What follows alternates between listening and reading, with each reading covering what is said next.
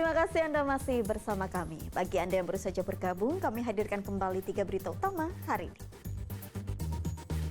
Hingga Senin pagi, banjirop masih merendam Jalan Nasional Semarang-Demak. Akhiri perjalanan panjang obor api abadi Pekan Paralimpiade Nasional tiba di Solo. Melihat tradisi bersih desa, bentuk rasa syukur warga Wiro Klaten terhadap hasil panen.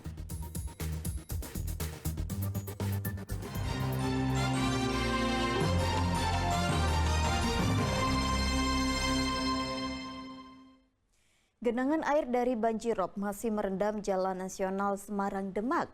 Hingga Senin pagi, ketinggian air mencapai 40 cm. Jalan Pantura Demak, Desa Sriwulan, Kecamatan Sayung masih terendam air.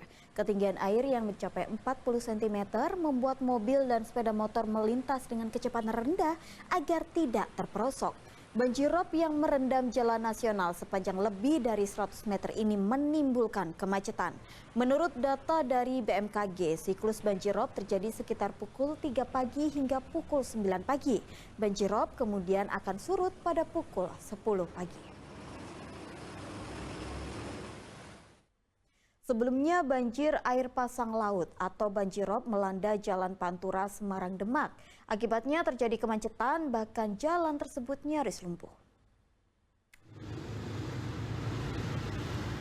Sejak Minggu pagi, Jalan Pantura Semarang-Demak terendam banjirop setinggi 50 meter.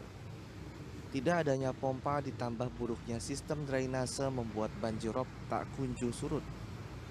Banjirop terjadi hingga sore hari. Polisi yang berjaga mengimbau agar para pengendara mencari jalan alternatif lain dari Semarang menuju ke Demak atau sebaliknya. Kami menghimbau kepada warga masyarakat pengguna Jalan Pantura yang mau ke Semarang atau sebaliknya, dihimbau untuk mencari jalan atau jalur alternatif yang lainnya agar tidak terganggu ketersendatan arus lalu di Sayungnya. Kendaraan yang melintasi banjir berjalan perlahan, menimbulkan kemacetan hingga batas kota atau masuk ke wilayah Kecamatan Genuk, Kota Semarang. Petugas bersiaga di pos lalu lintas untuk antisipasi penumpukan kendaraan. Ali Mustakbirin melaporkan dari Demak. Obor api abadi untuk Pekan Paralimpiade Nasional akhirnya tiba di Solo. Sejumlah artis ibu kota hingga atraksi budaya turut meramaikan pawai api abadi Merapen.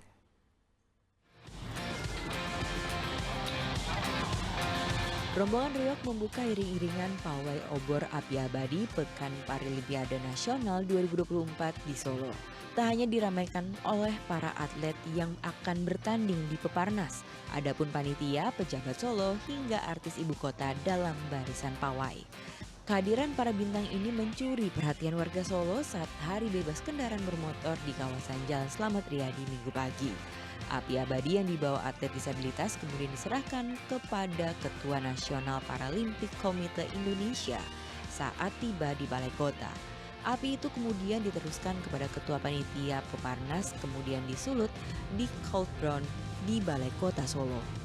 Adanya pawai api abadi dalam Peparnas sebagai simbol untuk membakar semangat para atlet disabilitas yang akan bertanding.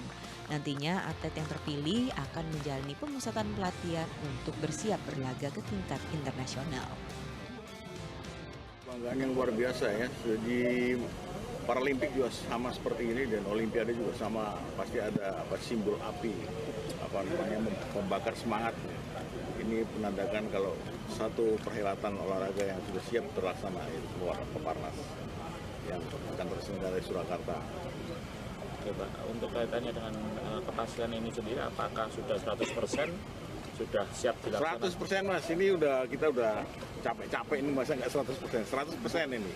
Menpora juga perintahkan 100%, malah kalau bisa 200% kata dia. Sekarang perhelatan Peparnas ini untuk kita pakai mencari-cari bibit yang muda-muda untuk kita masukkan. Kita kan sudah punya training camp itu 10 hektar di Delingan itu. Itu sekarang gunanya Peparnas itu ya itu.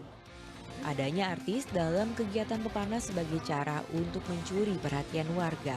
Tentu besar harapan penyelenggaraan Peparnas bisa berjalan lancar selama di Solo dan 4 daerah lainnya.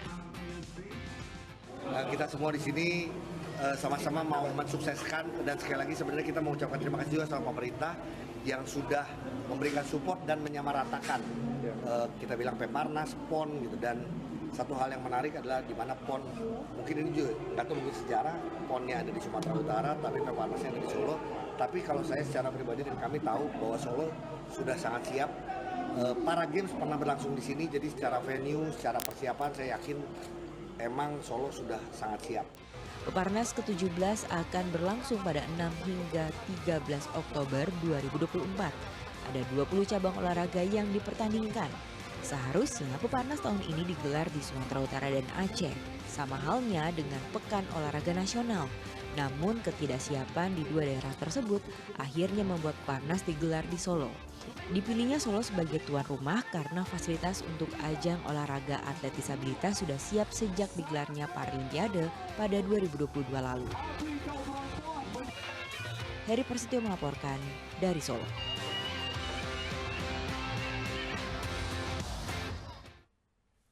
Warga Desa Wiro, Kecamatan Bayat, Klaten punya cara tersendiri untuk bersyukur kepada Tuhan atas hasil panen mereka.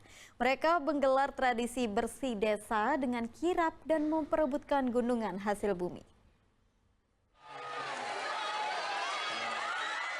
Suasana riuh terasa di Desa Wiro Bayat, Klaten pada Minggu siang saat ratusan warga berebut 10 gunungan yang berisi hasil bumi. Gunungan sayuran, uang tunai pecahan Rp5.000 dan Rp10.000 dalam waktu sekejap ludes diperebutkan warga. Tak hanya hasil bumi, ratusan wadah tenong yang berisi nasi gurih, ingkung ayam hingga jajanan pasar juga ludes. Warga rela berdesakan memperebutkan hasil bumi karena mereka percaya hasil bumi itu dapat membawa keberkahan.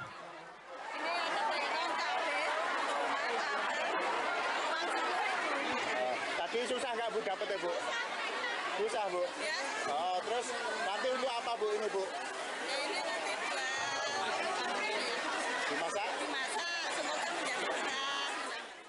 Berebut hasil bumi merupakan rangkaian tradisi bersih desa yang biasanya digelar setelah masa panen kedua. Tujuannya sebagai bentuk rasa syukur warga terhadap hasil panen yang diberikan oleh Tuhan. Karena mayoritas warga Desa Wiro Bayat merupakan petani. Kirapnya syaratnya tadi perlengkapannya hanya 3, kemudian yang 7 jumlahnya 10, yang 3 itu syarat utama, yang 7 adalah pengiring atau gunungan pengiring yang berisi hasil bumi masyarakat Dukowiro yang memang mayoritas itu pertanian. Makanya ada tembakau, ada kacang, semuanya hasil bumi. Wujud rasa syukur masyarakat atau gimana Pak? Iya, ini merupakan wujud rasa syukur, makanya kita mengambil acara rasulan ini setelah panen kedua. Sebelum diperebutkan 10 gunungan hasil bumi, tumpeng uang tunai diarak keliling desa sejauh 600 meter menuju ke halaman masjid. Dalam kirap tersebut ratusan warga menggunakan busana tradisional. Krisna Agung melaporkan dari Klaten. Selain sate Tegal dan tepoci, Kabupaten Tegal ternyata juga dikenal dengan manisan dan dodol buahnya. Kudapan itu pun banyak digemari karena cita rasanya yang legit dan juga bisa dijumpai di tempat wisata. Dodol tak hanya dibuat di Garut, Jawa Barat. Kalau datang ke Desa Tuwel, Kabupaten Tegal, Anda pasti menemukan tempat pembuatan dodol dan manisan buah. Dodol serta manisan buatan warga Tegal ini diolah dari bermacam-macam buah. Ada buah cermai, serikaya, buah stroberi, buah nanas, dan buah pepaya. Selain itu, rumah produksi ini juga mengolah kudapan noga jahe dengan varian kacang dan wijen. Noga sendiri dibuat dari bahan dasar gula Jawa dan gula pasir. Rasa manis bercampur pedas jahe menjadi ciri khas makanan ini. Biasanya camilan khas Tegal banyak dijumpai di lokasi wisata. Pemilik manisan dodol mengaku saat ini ia kesulitan memasarkan produknya karena terkendala kurangnya SDM. Pemasaran dari yang dodol buah sama manisan pepaya itu kebanyakan masih di wisata Guci aja. Cuma kita juga nggak cuma di Tegal aja, ada yang dari Purbalingga, Cilacap, Brebes, dan sekitarnya juga. Dan kendalanya itu kita terkendala di masalah marketingnya. Kita pengen produk kita dikenal lebih luas, cuma kita belum punya sales yang bisa berangkat setiap hari. Melihat potensi usaha dodol dan manisan yang cukup prospektif, Himpunan Pengusaha Muda Indonesia atau HIPMI Kabupaten Tegal melakukan pendampingan untuk memperluas pasar, strategi penjualan digital, serta modal. Tujuan pendampingan terhadap para pelaku UMKM adalah untuk membantu pengembangan usaha mereka dengan jejaring yang ada di HIPMI, karena kami ada di tingkat kabupaten, provinsi, dan nasional, serta jejaring kami ada di tingkat luar negeri ya, sehingga produk-produk yang siap ekspor untuk mereka nanti kami bantu. Dan yang kedua adalah untuk mendapatkan permodalan. Jadi kemudahan permodalan ini juga diperlukan untuk para pelaku UMKM. Saat ini terdapat sekitar 80 usaha kecil yang telah mendapat pendampingan HIPMI. Mereka nantinya diharapkan dapat naik kelas, baik dari sisi produksi, omset, jangkauan pemasaran dari lokal menuju internasional. Jora Wijayanto melaporkan dari Kabupaten Tegal.